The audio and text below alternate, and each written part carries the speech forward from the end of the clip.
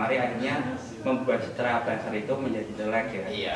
Ya Menteri BUMN ini ya. Nah, beliau juga apa namanya mengikuti pelatihan dasar. Iya.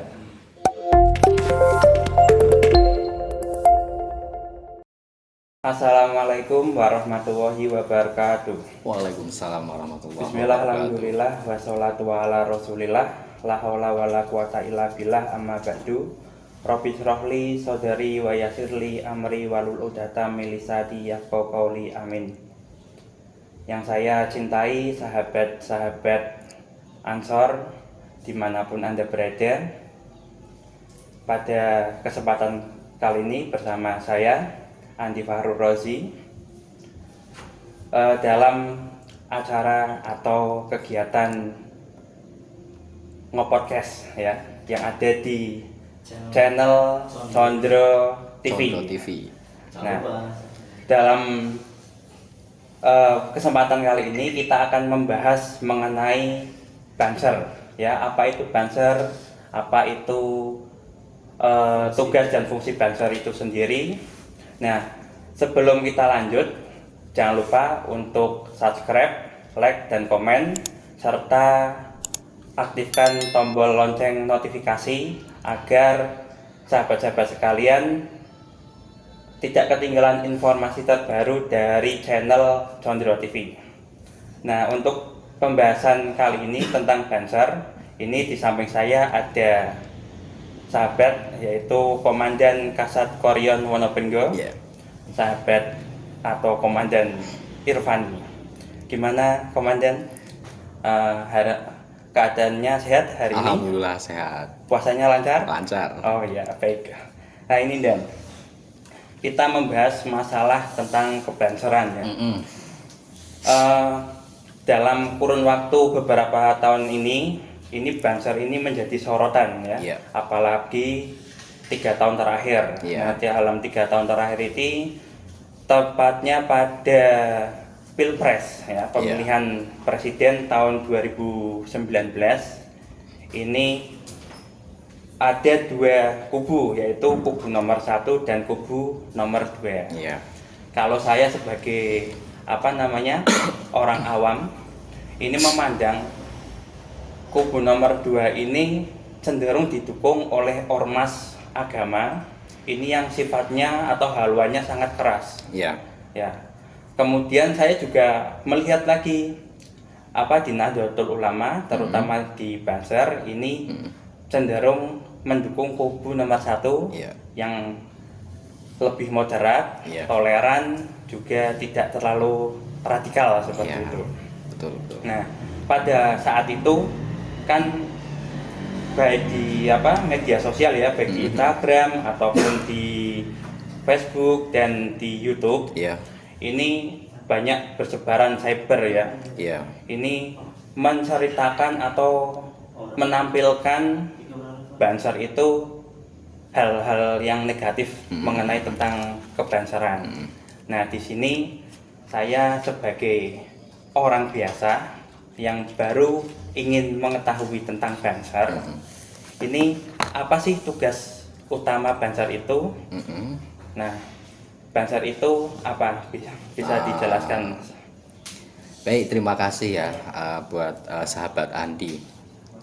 Jadi seperti ini, fungsi ataupun tugas pokok dari Banser itu sendiri adalah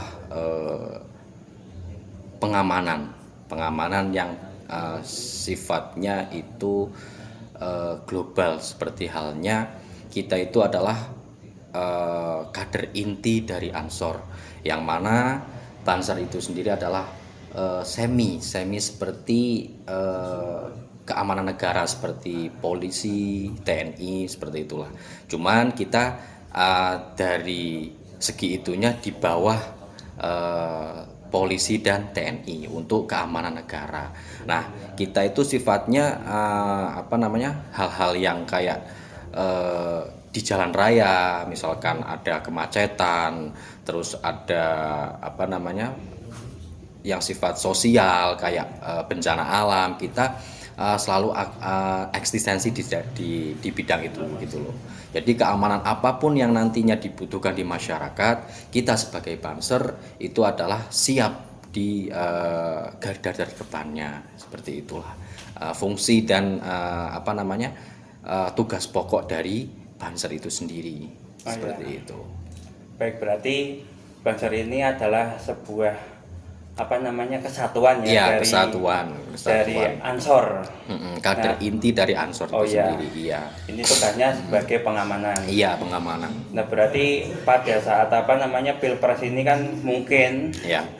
mencari dukungan Iya. dari sana kemari, akhirnya membuat citra Banser itu menjadi jelek ya. Iya, mungkin. Contohnya seperti Banser itu hanya mencari nasi bungkus seperti itu. Ya mohon maaf ini. Iya, iya. Iya. Terus apalagi sukanya joget-joget itu berarti tidak benar ya, mungkin ya. Itu sangat-sangat tidak dibenarkan, karena itu kita itu punya dari segi politik pun, dari Nahdlatul Ulama juga tidak berpolitik sebenarnya, tapi tidak berpolitik bukan berarti kita itu buta, kita itu tidak ikut di dalam kecenderungan seperti itu. Akan tetapi dari kader Ansor ataupun Banser sendiri harus ada di lini-lini seperti itu. Gunanya apa? Untuk ya hal-hal yang memang misalkan yang tidak sesuai dengan syariat dan lain sebagainya itu bisa dicegah. Nah, kita itu sebagai kader harus ada di posisi tertentu ataupun posisi-posisi itu sendiri seperti itu. Biar tidak buta akan politik seperti itu. Tapi kalau kembali ke hitoh, kembali ke awal mula terbentuknya organisasi terutama di Nahdlatul Ulama beserta sampai ke Bandungnya, memang kita itu tidak berpolitik, tidak dianjurkan untuk berpolitik. Tapi tantangan kita sekarang bukan seperti hanya yang dulu. Mungkin dulu ketika awal mula sebelum terbentuknya Nahdlatul Ulama itu kita masih angkat senjata seperti itulah. Tapi semakin kini tantangan zaman itu makin berbeda seperti itulah. Iya. Makanya kita harus ada di lini-lini itu sendiri. Berarti di samping membutuhkan kondisi fisik yang prima, Ya. kader atau anggota Banser itu harus memiliki intelektual. Intelektual, Apalagi betul di zaman sekali. seperti sekarang ya. Ini Harus. seperti kemarin waktu Pilpres itu kan banyak yang menyerang. Nah, ini kalau tidak bisa di-counter dengan teknologi juga atau dengan media sosial, ini banyak yang terjerumus. Saya saja untuk pribadi pertama belum mengenal Banser seperti itu. Wah, memang kok Banser sukanya Jadi persepsi dari pemikiran masyarakat seperti itu ya. Iya. Jadi berarti untuk kedepannya mungkin Banser harus dilatih, bukan dilatih ya, maksudnya harus menguasai. Iya, betul sekali. Cyber ya. Iya, seperti cyber. itu. Kemudian ini contoh saya ini kan masih baru. Iya. Cuma saya ingin menjadi anggota Banser. Lah ini ada syarat-syaratnya atau tidak untuk menjadi anggota Banser? Kan ini ya berbeda, saya kan melebihi. Iya. Kalau seperti di militer itu kan ada kriteria tertentu, tinggi badan sekian, kemudian berat badan sekian. Apakah bisa setiap orang, contohnya seperti saya yang memiliki badan lumayan gede, bisa masuk Banser seperti itu? Begini ya sahabat, jadi kalau kita mau ikut gabung ataupun kita itu mau mengikuti di Banser itu nggak ada syarat tertentu ya, nggak harus tinggi badan sekian terus berat badan, itu nggak. Yang penting ada kemauan, karena seorang kader itu adalah ketukan hatinya sendiri.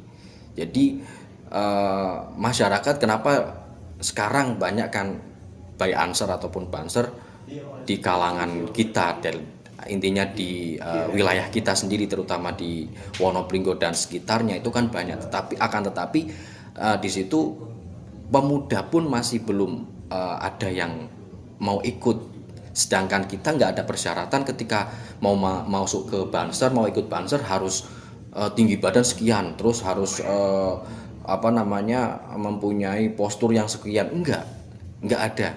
Yang penting memang ada kemauan sendiri. Iya. Karena kita itu adalah relawan yang apa namanya sifatnya relawan, nggak ada paksaan seperti itu. Seperti itu. Iya.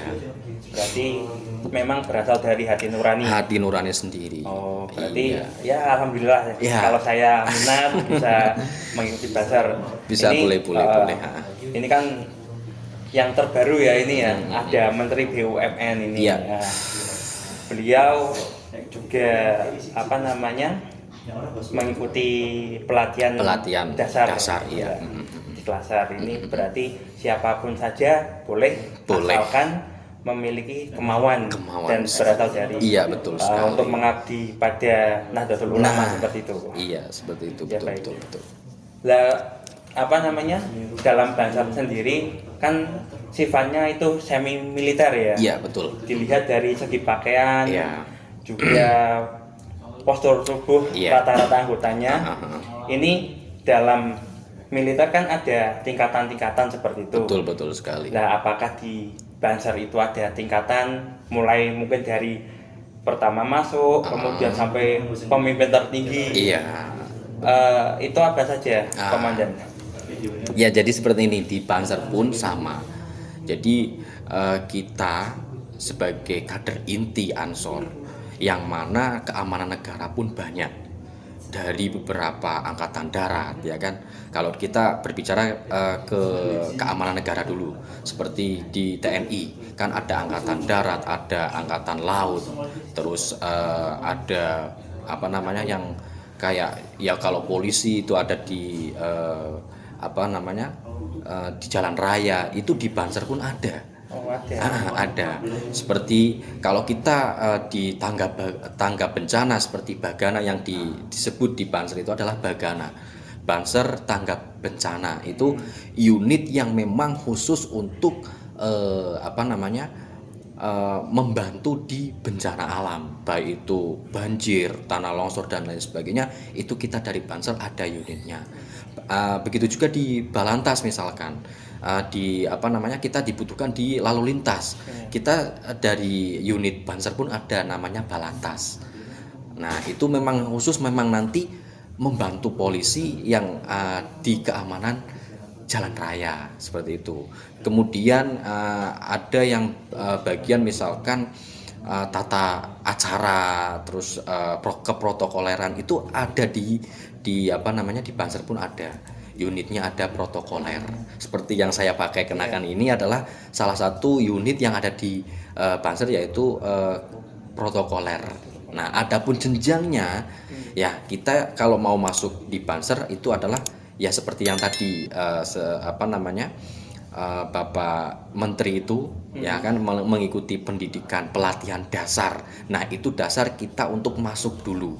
Jadi di situ pendidikannya kita di apa namanya diajari, dikasih tahu apa namanya dikasih belajar lah, dikasih ilmu di situ dasar-dasar yang ada di Banser itu sendiri. Nah, termasuk unit-unitnya ada Bagana, ada Balantas, ada protokoler, ada provos. Itu memang ada di lini-lini yang memang nanti dibutuhkan ketika membantu apa namanya keamanan negara yang di porsi itu sendiri. Dalam artian ya misalkan presiden apa namanya presiden mengadakan suatu acara di suatu daerah ataupun di lokasi yang bertepatnya tepat di kita, maksudnya di kecamatan ataupun di kabupaten kita. Nah, kita itu dari Banser pasti ada dibutuhkan protokoler, yaitu menata tempat di mana nanti jalur ini yang boleh masuk ataupun tidak boleh sembarangan orang masuk, itu dari protokoler yang mengaturnya bersamaan dengan ya kalau di kenegaraan yaitu ya apa namanya pas pampres. Nah, kita bersanding dengan pas pampres dan seragam pun kita kalau ini dikatakan atau boleh dibilang ini adalah safari, yang mana ini adalah apa namanya menyatu dengan pas pampres. Nah, adapun yang balantas itu sendiri nantinya mengatur jalan yang akan dilewati presiden, yang mana harus steril, nggak ada apa namanya lalu lalang di situ, biar nantinya aman, biar presiden itu ketika jalan menuju ke lokasi biar nggak terganggu